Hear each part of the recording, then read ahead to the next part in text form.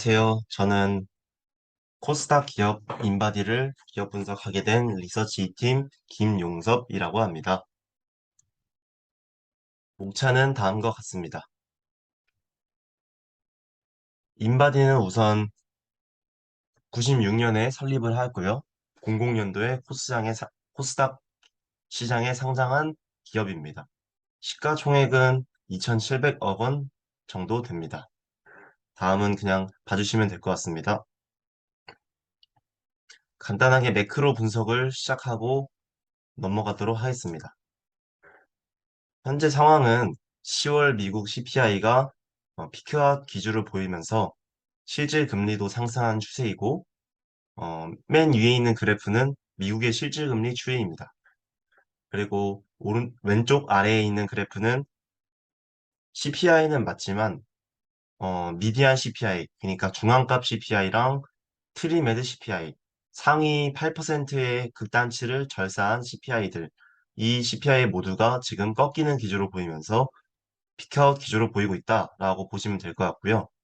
어, 밑에 추가적인 설명을 또 적어놨습니다. 참고해 주시면 될 것 같습니다. 그리고 위에 있는 그래프는 미국 장기물과 단기물의 차이입니다. 그러니까 스프레드라고 하죠. 근데 그 스프레드가 지금 역전된 지 상당히 오래되면서 기술적으로는 스태그네이션, 경기 침체 상황이다라고 보시면 될 것 같습니다. 그리고 이런 경기 침체 상황에서 투자할 만한 종목이 뭐가 있을까라고 생각해 보면은 하방이 상당히 견고한 경기 방어주의 성격을 띠는 헬스케어가 좋은 섹터라고 볼 수 있습니다.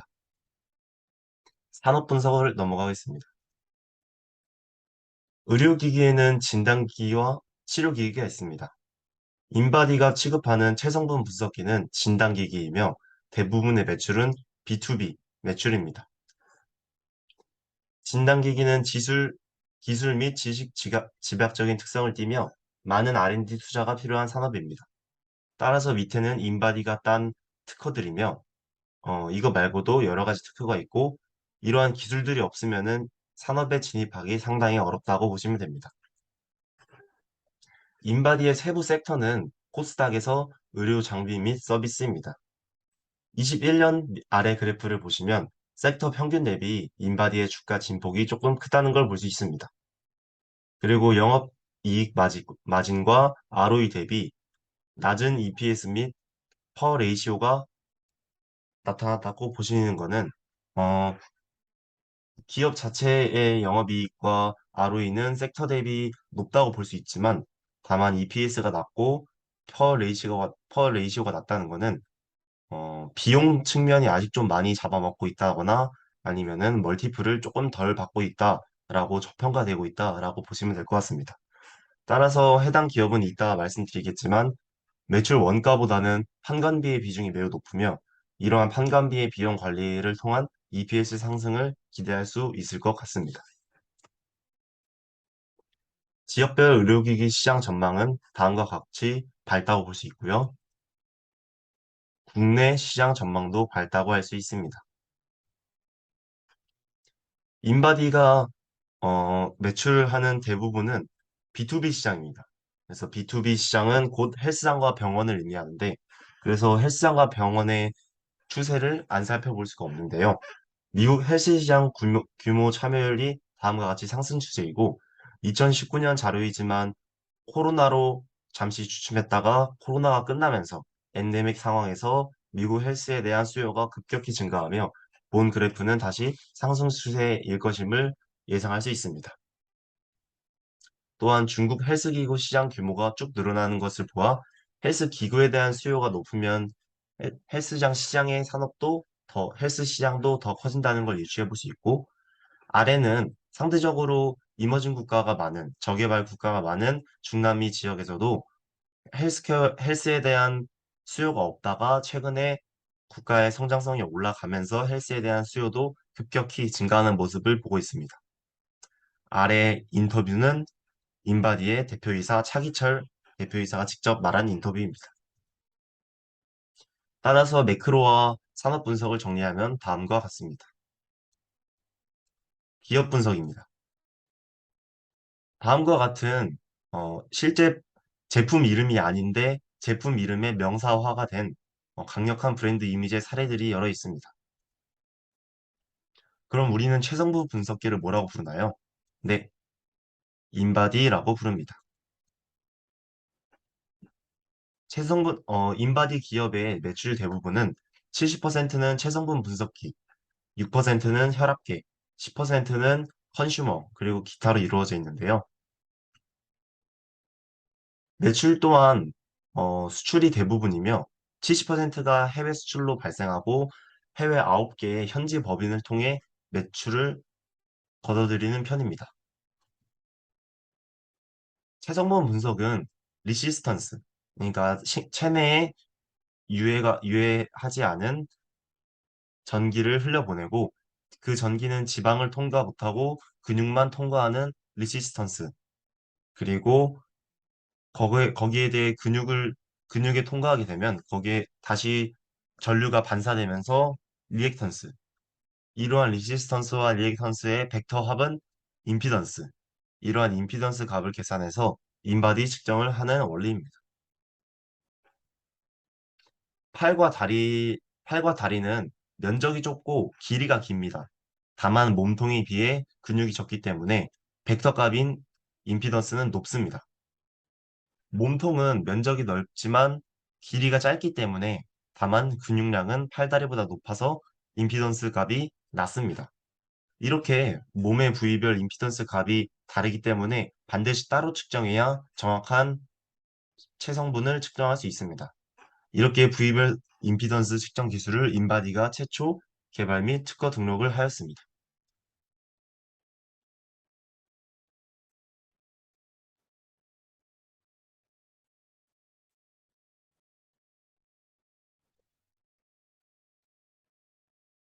네, 앞의 내용을 정리한 내용이고 이건 읽어보시면 될 것 같습니다.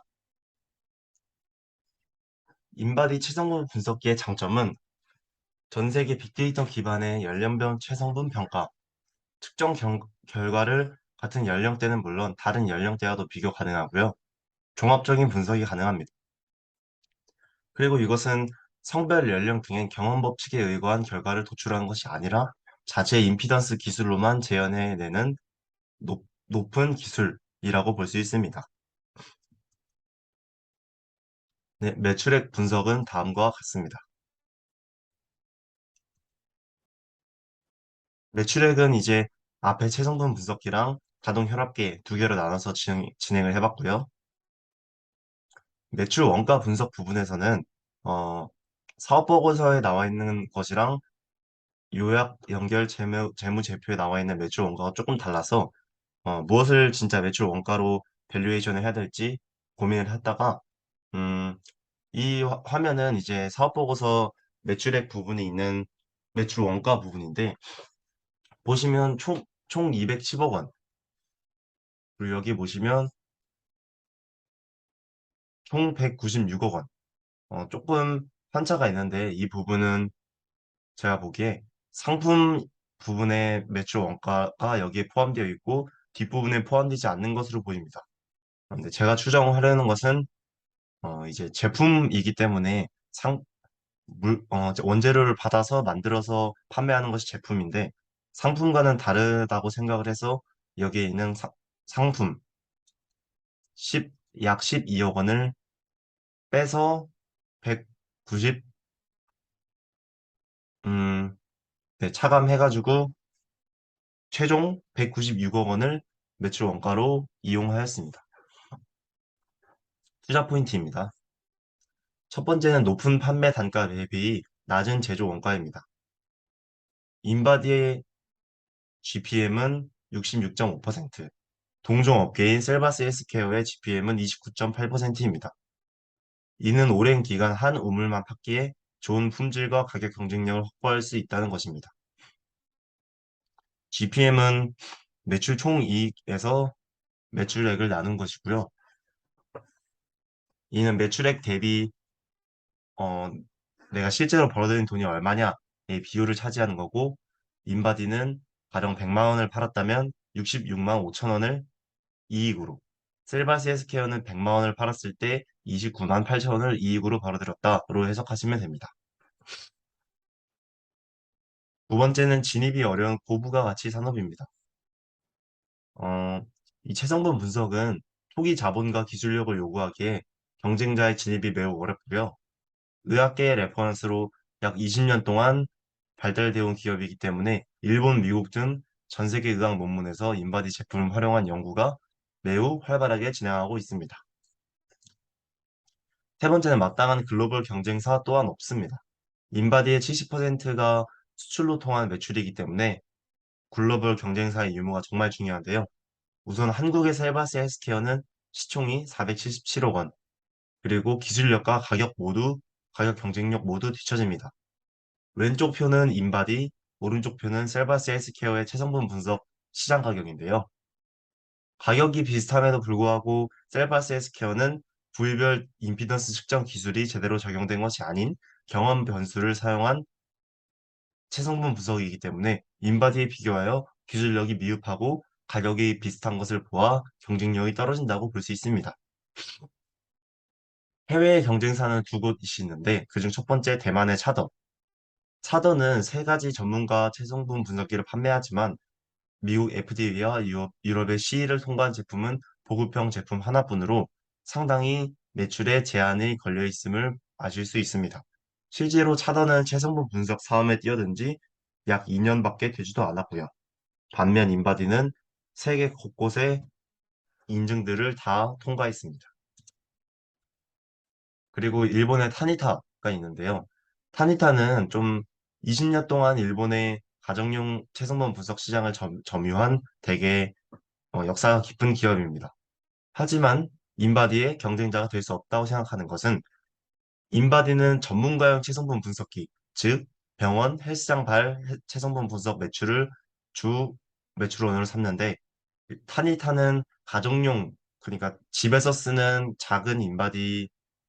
작은 체성분 분석을 주 매출원으로 삼기 때문에 일본 법인을 기준으로 일본의 전문가용 체성분 분석 시장의 어, 매출 기회가 존재합니다. 그래서 이 기회를 인바디가 차지하여 아래 그래프를 보시면 일본 법인을 위주로 매출 추이 동안 증가함을 보고 알 수 있다고 할 수 있습니다. 그리고 이것은 구글 트렌드 분석으로 타니타, 차더, 인바디가 어떻게 상승되어 왔는지 이걸 보여준 것이고요. 타니타는 아까 말씀드렸다시피 20년이 넘었기 때문에 옛날부터 검색량이 쭉 고점이 있다가 차차 내려오고 인바디는 차차 올라가는 모습을 알 수 있습니다. 차더는 그에 비해 상대가 아직 되지 않고요. 네 번째, 천안 2 공장이 본격 가동되었습니다. 천안 1 공장에서는 혈압계와 체성분 분석 모듈을 만들지만 이 공장에서는 자동 혈압계 위주로 생산을 합니다. 자동 혈압계는 이제 미국과 유럽 등 수동 혈압계 위주인 시장에 더 많이 수출하기 위해서 이 공장을 설립한 것이고요. 아직까지 미국과 유럽에서는 국내에서 흔히 볼 수 있는 자동 혈압계가 아닌 펌프형 수축 혈압계가 대부분을 이루고 있는 것을 인바디가 공략을 해서 매출 증대를 꾀하려는 전략입니다. 이 공장은 올해 22년 4월부터 본격 가동이 시작되었습니다. 다섯 번째, 피트니스 업계의 밝은 전망입니다. 미국의 애니타임, 플래닛 피트니스 등 해외에서는 엔데믹 이후 프랜차이즈 헬스장, 대중적인 헬스장 확대에 노력 중이고 이 이를 기반으로 헬스장이 늘어나고 있는데 이렇게 프랜차이즈 헬스장이 인바디와 협업을 하여 프랜차이즈 헬스장에 인바디 기계를 하나씩 갖다 두는 이런 식의 매출 성장을 기대해 볼 수 있고 실제로 그렇게 성장을 하고 있습니다. 리스크입니다. 리스크라기보다는 저는 인바디가 앞으로 위험을 풀어나가고 있다는 면에서 숙제라고 표현을 하고 싶습니다. 문제는 인바디는 기존의 B2B 위주였고요. 전문가용의 고부가 가치 제품에 주력했습니다.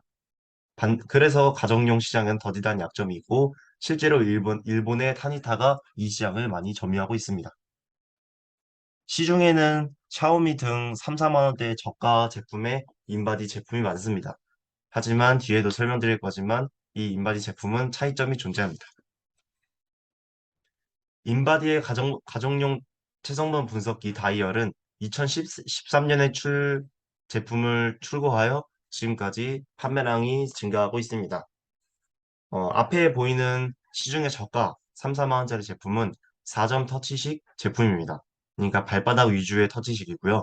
하지만 인바디의 체성분 분석기 다이얼은 8점 터치식으로 전문가용 체성분 분석기에 기술을 그대로 구현해냈다고 보시면 됩니다.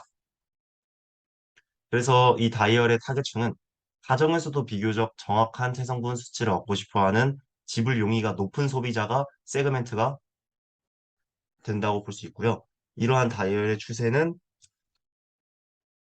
네이버 쇼핑의 검색량, 판매량 기준 그래프를 봤을 때 어, 점점 검색량이나 판매량의 비중이 폭이 늘어나고 있다고 보시면 됩니다.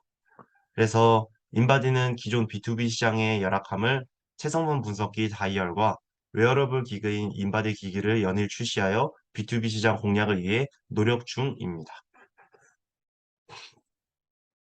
다음은 밸류에이션입니다.